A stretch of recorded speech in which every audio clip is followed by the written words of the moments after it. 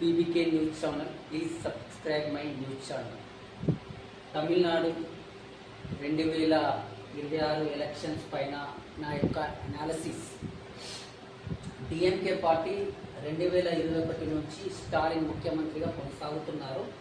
2021 Tamil Nadu elections results కనుక మనం పరిశీలించినట్టయితే DMK party 45% vote బ్యాంకుతో 159 సీట్లు గెలుపొందడం జరిగింది.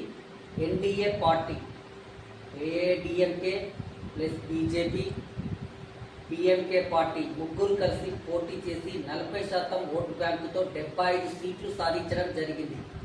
తమిళనాడు గత చరిత్రను పరిశీలించినట్లయితే ఓడిపోయిన పార్టీ 75 సీట్లు గెలుపొందడం అనేది మొదటిసారిగా జరిగింది. ఎందుకంటే 10 సంవత్సరాల యాంటీ ఇన్కమిన్స్ ఎఫెక్ట్ వల్ల డిఎంకే పార్టీ అధికారంలోకి 2021లో వచ్చింది. ప్రస్తుతం పరిస్థితి పరిశీలించినట్లయితే డిఎంకే పార్టీ స్టాలిన్ ఎన్డీఏ నుంచి AIADMK, PMK, BJP party, TVK party ప్రస్తుతం ఇది తమిళనాడు పరిస్థితి. ఈసారి ఎలక్షన్లో ఎలాగైనా గెలుపొందాలని స్టాలిన్ హిందీ భాష డీలిమిటేషన్ ఈ రెండు అంశాలను తీసుకొని సెంటిమెంట్ను ప్రయోగిస్తున్నారు. హిందీ భాష తమిళం పైన రుద్దుతున్నారని తమిళ ఫీలింగ్ తీసుకొస్తున్నారు. డీలిమిటేషన్ జరిగితే జనాభా లెక్కల ప్రకారం ఒకవేళ డీలిమిటేషన్ జరిగితే తమిళనాడు తన లోక్సభ సీట్లను కోల్పోతుంది. లోక్సభ సీట్లను కోల్పోతే భవిష్యత్తులో కేంద్రంలో తమిళనాడు ప్రభావం రాజకీయంగా తగ్గిపోతుందనే ఫీలింగ్ రగిలిస్తున్నారు స్టాలిన్. తన ముఖ్య ఉద్దేశం ఏంటంటే 2026 ఎలక్షన్లో ఎలాగైనా గెలవాలని ఈ హిందీ భాష డీలిమిటేషన్ సెంటిమెంట్ ప్రయోగిస్తున్నారు. సెంటిమెంట్ ప్రయోగించడంలో 2014లో కేసీఆర్ ఏ విధంగా అయితే గెలిచారో, 2016 అమెరికా ఎలక్షన్లో ట్రంప్ ఏ విధంగా అయితే గెలిచాడో తాను కూడా 2026 ఎలక్షన్లో గెలవాలని స్టాలిన్ విశ్వ ప్రయత్నాలు చేస్తున్నారు.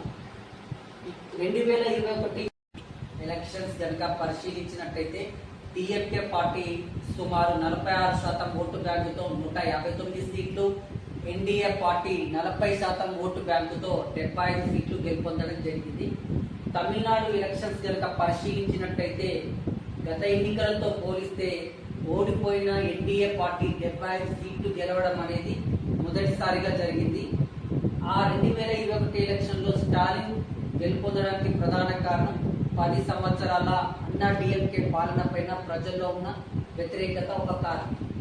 అదేవిధంగా 2024 లోక్సభ ఎన్నికలు కనుక పరిశీలించినట్లయితే డిఎంకే కూటమి 47% ఓటు బ్యాంకుతో తమిళనాడులో ఉన్న 39 సీట్లను గెలుపొందడం జరిగింది. ఎంపీ సీట్లు ఏఐడిఎంకే ఒంటరిగా పోటీ చేసింది 23% ఓటు బ్యాంకుతో ఒక్క సీటు గెలుపొందలేకపోయింది. బీజేపీ, పిఎంకే పార్టీ రెండు కలిసి పోటీ చేసి 18% ఓటు బ్యాంకు సాధించినప్పటికీ ఒక్క సీటు కూడా గెలుపొందలేకపోయింది. 2021లో పొత్తు పెట్టుకోవడం వల్ల అడ్వాంటేజ్ గమనించిన పళనిస్వామి, అమిత్ షా 2024 లోక్సభ ఎన్నికల్లో పొత్తు పెట్టుకోకపోవడం వల్ల డిసడ్వాంటేజ్ భావించిన అమిత్ షా, పళనిస్వామి మధ్య పొత్తు ఏర్పడింది. ఈ పొత్తు ఏర్పడడానికి పళనిస్వామి, అమిత్ షా వద్ద 2 కండిషన్స్ పెట్టినట్టుగా మనకు వార్తలు వస్తున్నాయి. మొదట బీజేపీ అధ్యక్ష పదవి నుంచి, తమిళనాడు బీజేపీ అధ్యక్ష పదవి నుంచి అన్నమలైని తొలగించాలని ప్రతిపాదన చేసినట్టుగా కూడా వార్తలు వస్తున్నాయి. ఎందుకంటే గౌండర్ సామాజిక వర్గానికి చెందిన వ్యక్తులు పళనిస్వామి, అన్నమలై తన సామాజిక వర్గమైన గౌండర్ నుంచి తాను ఒక్కడే ప్రతినిధిగా ఉండాలని, వేరేవారు ఉండద్దనే ఉద్దేశంతో అన్నమలై వల్ల భవిష్యత్తులో తనకు థ్రెట్ ఉందనే కారణంతో అన్నమలైని తొలగించాలనే కండిషన్ పెట్టాడు. రెండవది నాగేంద్ర, ఇప్పుడు ప్రస్తుతం బీజేపీ పార్టీ అధ్యక్షుడు, తమిళనాడు దేవర సామాజిక వర్గానికి చెందిన వ్యక్తి. అన్నా డిఎంకే ఓటు బ్యాంకు కనుక పరిశీలించినట్టయితే గౌండర్ సామాజిక వర్గం, దేవర సామాజిక వర్గం ప్రధాన ఓటు బ్యాంకు.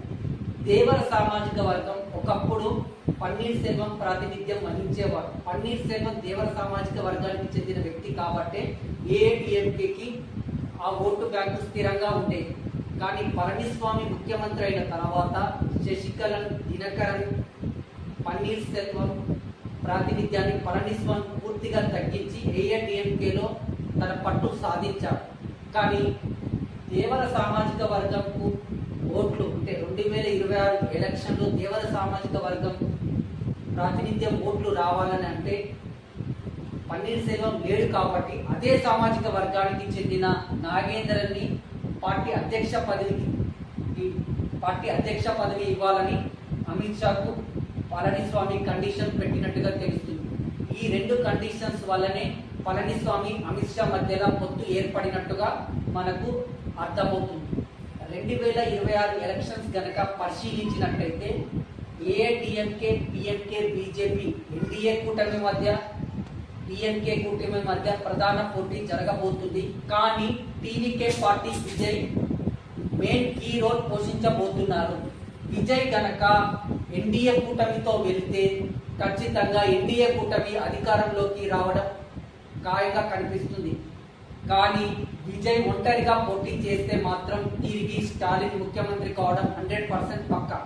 కారణం ఏంటంటే 2009లో ప్రజారాజ్యం పార్టీ పోటీ చేయడం వల్ల టీడీపీ, కాంగ్రెస్ ప్రజారాజ్యం పార్టీ ప్రభుత్వ వ్యతిరేక ఓటు చీల్చడం వల్ల రెండవసారి వైఎస్ఆర్ ముఖ్యమంత్రి కావడం జరిగింది.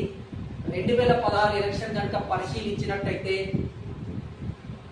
డిఎంకే, అన్నా డిఎంకే, ఎండిఎంకే విజయకాంత్ పార్టీ ఒంటరిగా పోటీ చేసి ప్రభుత్వ వ్యతిరేక ఓటు చీల్చడం వల్ల విజయ్ కనుక ఎన్డీఏ కూటమిలో చేరితే మాత్రం ప్రభుత్వ వ్యతిరేక ఓటు చీలిపోదు. ఆంధ్రప్రదేశ్లో ఏ విధంగానైతే జనసేన, టీడీపీ, బీజేపీ ముగ్గురు కలిసి పోటీ చేయడం వల్ల ప్రభుత్వ వ్యతిరేక ఓటు చీలిపోకుండా ఎన్డీఏ కూటమి విజయం సాధించింది. జగన్ పార్టీ ఓడిపోవడం జరిగింది. ఇదే ఫార్ములా కనుక ఎన్డీఏ కూటమిలో విజయ్ చేరితే పక్కాగా ఎన్డీఏ కూటమి విజయం సాధించే అవకాశాలు 100% కనిపిస్తున్నాయి. ఇది తమిళనాడు ఎలక్షన్స్ పైన నా యొక్క పూర్తి విశ్లేషణ. ప్రతిరోజు కూడా ప్రతి ఒక్క టాపిక్ పైన నా విశ్లేషణ ఉంటుంది. Please subscribe my channel, PBK news channel.